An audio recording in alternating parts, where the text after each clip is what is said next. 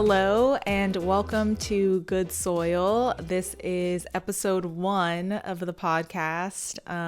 My name is Brittany Alexis and I am your host. I always want to kick the podcast off with some updates, some life updates. And if you are hearing this podcast, if you're hearing this episode, that means that Goode Soil launched. So that's a huge update and that's so exciting. This is definitely a labor of love. Like just even setting up this first shoot, this first episode was, it was tough. It was tough, but we made it. We're here. And yeah, so let's just get right into it. Let's just get into the first question. And I should have it pulled up, but I don't. So I'm going to pull up the first question. Also, my goal for this is to really just get the questions that you guys submit, look over them the night before, just so I know which ones I'm going to read, but really to go with my gut, go with my instincts, go with my intuition on the responses. I'm an overthinker and I don't want to overthink my responses and spend multiple days thinking about the answer. And also I don't want to go on Instagram or social media and then hear other people's opinions about things that might be similar to questions that I'm answering and then be influenced by their opinions. I want this really to be from my heart, from my mind, from my experience, and hopefully I can offer the best advice possible using this method. But that is the method I'm going to try out. That it may backfire, but we'll see. Okay, so first question. Dear Goode Soil, how do you interact with someone who is on a different spiritual or emotional level than you? There is someone I often encounter who is very negative, and I would like to be a positive influence in his life, but he drains my energy. Okay, so how do you interact with someone who's on a different emotional or spiritual level than you, especially if that person drains your energy? So that's a good question because I feel like in life we're always on different, playing fields with people. We're on different levels, quote unquote, where some people are ahead, some people are behind.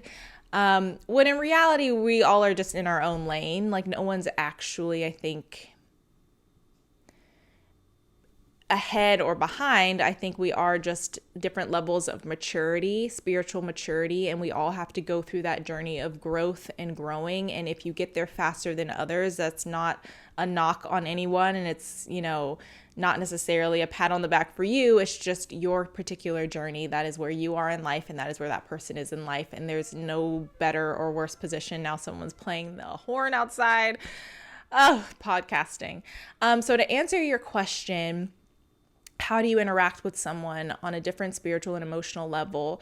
I really think it's a matter of why you're interacting with them and why you feel like you have to be a positive influence in this person's life. I think that when you are a positive influence and you are on a different spiritual level, a higher level, you exude that. You are a good influence. You are a positive influence just by virtue of being a positive influence. And I think a lot of times when we are in these positions where we see that we can teach, or we see that where we can impart knowledge, or where we can be of value to someone, sometimes we take on the role of being that when we don't necessarily have to be that. We don't necessarily have to take it upon ourselves to be there for other people in a way that drains us. To me, that starts to sound a bit like codependency, and there perhaps is a lack of boundaries being set, which is very important. As you mature and as you grow, you start to learn that boundaries are very important. Boundaries protect yourself from drain. They protect your emotional space, your mental space, your heart space.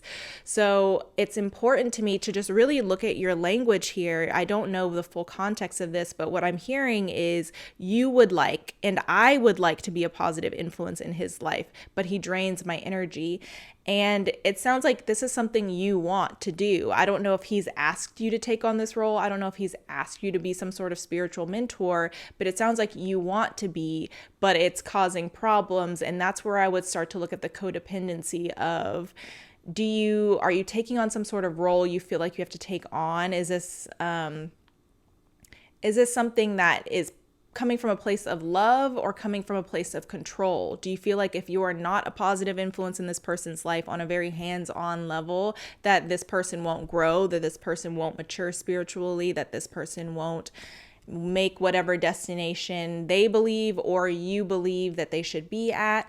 So I would really say two things. One, just check the intentions behind this relationship. Again, without context, I can't really say who's initiating what, but from what I'm reading, it sounds like you might be doing a little bit more initiating than you would like. And to that, I say step back, set some boundaries. You know, you can still be a positive influence in his life by just living and saying hello and being positive in front of him. It doesn't have to be a one-on-one sort of, teacher-student relationship. Just by you wanting to be a good influence, just by you, I'm guessing, being a good influence, if you want to be a good influence, I think you're already, again, steps ahead of a lot of people.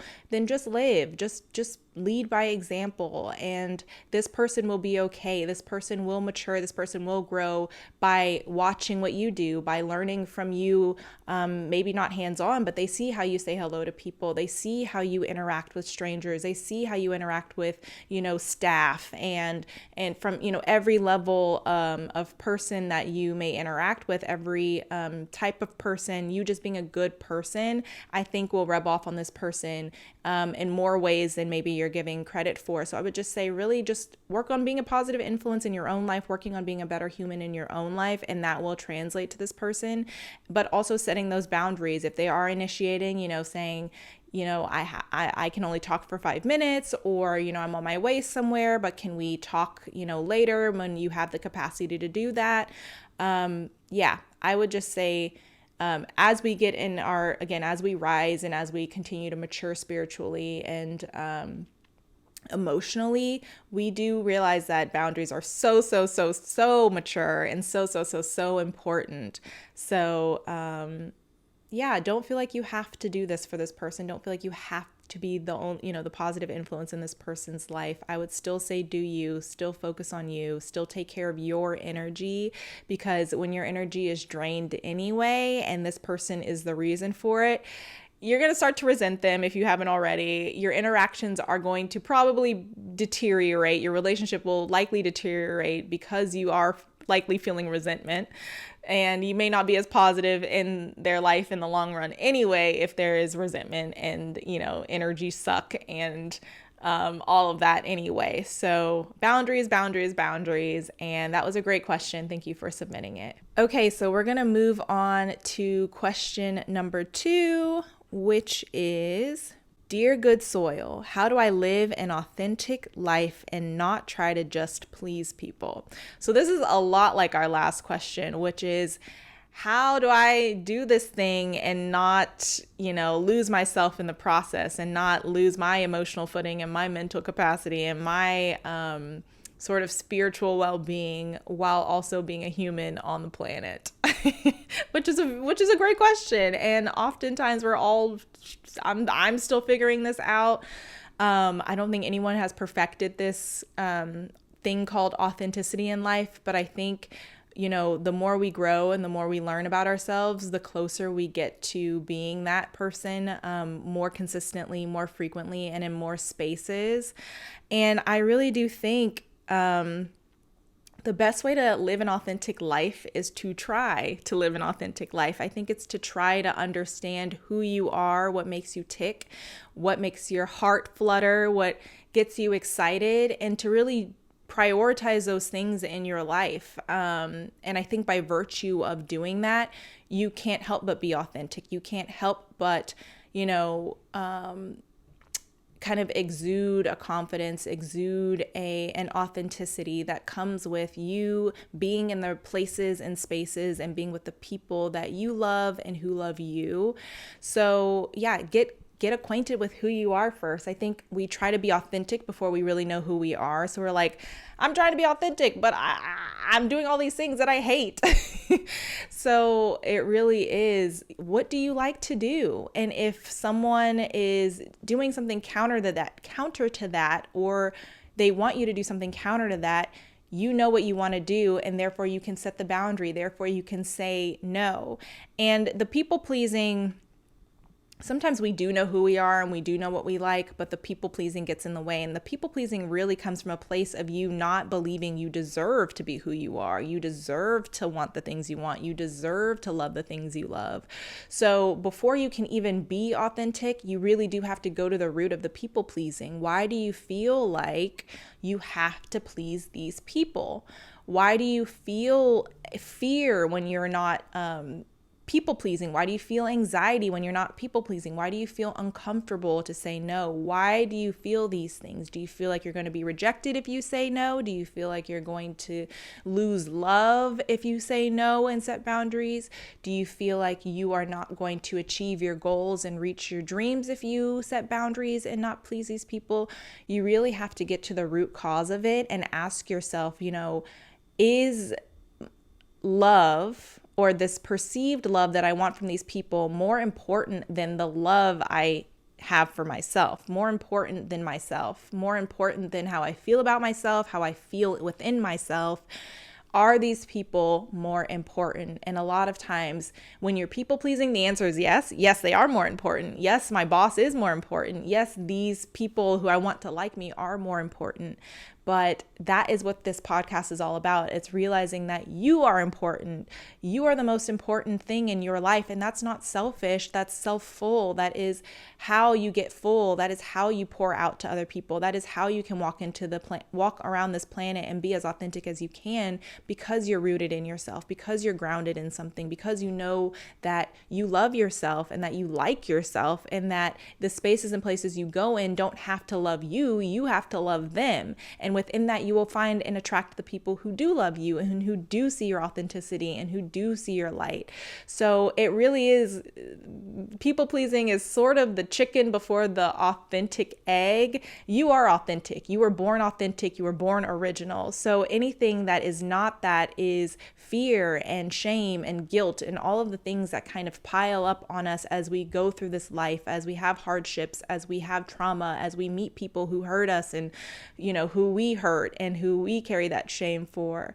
So it's really about chipping away all of that conditioning, chipping away all of that rock and that hard stuff that gets around our heart, that gunk, and getting back to that originality. And that starts with asking yourself, what did the original version look like? What is my body and my heart and my spirit guiding me towards? Listening to that and quieting the noise that is the other people's opinions, the other people's judgments, the other people's sort of in your head, that audience that really isn't even those people. It's really you judging yourself through the eyes of other people.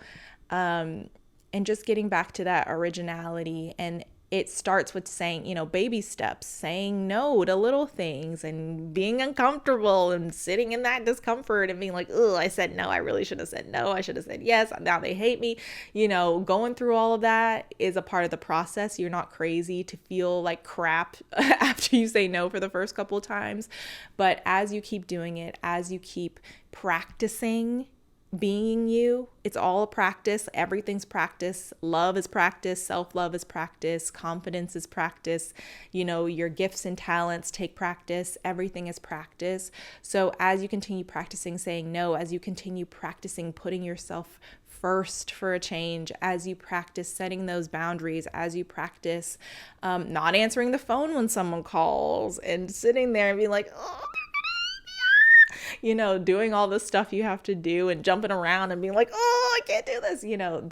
It's okay. You got to sometimes get through all that gunk to get to the other side. And as you keep doing, you're kind of like, okay, it's getting easier. Over time, you will see that it is easier to sort of not abandon yourself, not leave yourself by the wayside. And the more you practice that, you'll look back and be like, wow, I do love myself so much more. And I do respect myself so much more. And I do have more joy in my life because I am doing more things that I love to do. And when I do serve someone, it's because it matters, and it actually makes service more more intentional in your life, because you do realize, you sometimes you should say yes. Sometimes you can say yes, and it is good to help other people and to be of service to other people. But you also, that yes becomes more precious, and that yes becomes more valuable when you give your yes to things that you believe really need your support and care. And then you're like, okay, yeah, now I'm serving in my fullest capacity. Now I'm serving in a way that makes the most sense for me, and I can show up better for that service. And I can, I'm not just giving it away to everyone, I'm helping you because you are my friend and you need my help to move, or I'm helping you because, you never ask me for anything. You always call me, you always check in on me, I'm going to help you, versus helping the person who, knows I'm a people pleaser and always asked me to help them, and then the minute I said no, now we're not friends anymore. It really helps you really be more precious with your yes, precious with your time, precious with your energy, and precious with your service. So that's what I would say. Really work on the people pleasing first, work on those boundaries, work on saying no, and then you'll start to see the authenticity coming out a bit more, because it's there. It's always there. You don't have to find it. You just have to nourish it and do the things that allow it to blossom.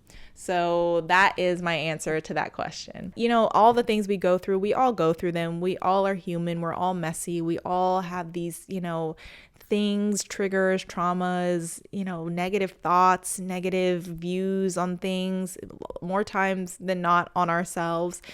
And that you really are good soil. You really are good soil. Even asking these questions, trying to be better, just shows that you are good soil, that you want to be a good human in this world, that you want to grow and stretch yourself and be joyful and be at peace and be happy. So keep asking these questions, keep searching for the answers. Hopefully I can offer them to you or lead you down a path that you can, of discovery and exploration. But if you don't take anything away from anything I said, just say it with me. I am good soil. Okay, until next time, have a good day. And episode 1 is complete. Yes. Okay, bye. Thank you for watching another episode of Good Soil. If you liked this video, be sure to share it with friends and family, because we could all use a little reminding that we are good soil. And if you haven't already, subscribe to this channel and follow us on Instagram and TikTok. Okay, thanks for watching. Bye.